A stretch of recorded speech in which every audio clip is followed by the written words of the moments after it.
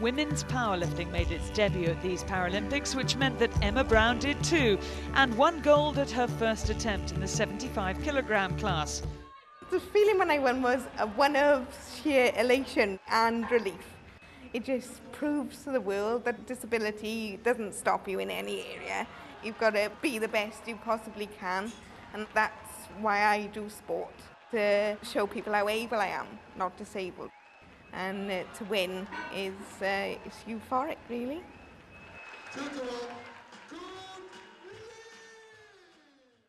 Well, I thought Sydney was nerve-wracking, but this was doubly nerve-wracking. Being reigning champion, all the expectations are on your shoulders, you know, so I just hoped that I would come out the better end, and luckily I have.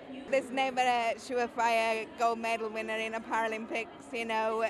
Luckily I haven't lost in 11 years, and the streak keeps coming and coming. Powerlifting for the disabled is basically the one discipline, and it's called the bench press. You take the weights at arm's length, lower it to your chest and push it back up again. It's you against the bar.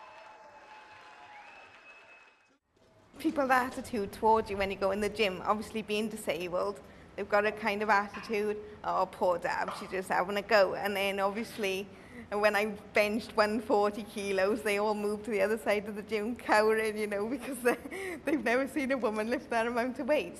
They're seeing the attributes of the athletes now. The disability just happens to be a word that's brought into the sentence. But they're understanding that these guys are top class at their sport. And when you consider in powerlifting, our top athletes are lifting 3 and 4 times their body weight. They're the best in the world. Non-disabled counterparts can't touch them for pound-to-pound strength.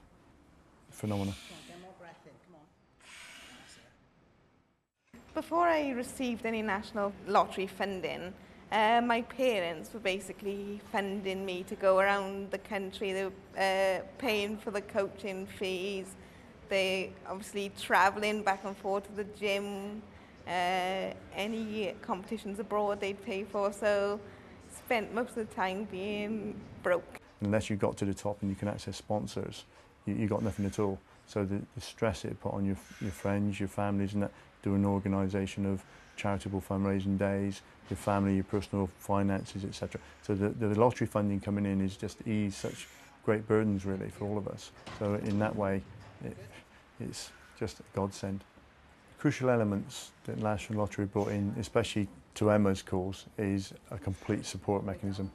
She has a coaching around her, hands-on coaching and national coaching, international coaching, massage, physio.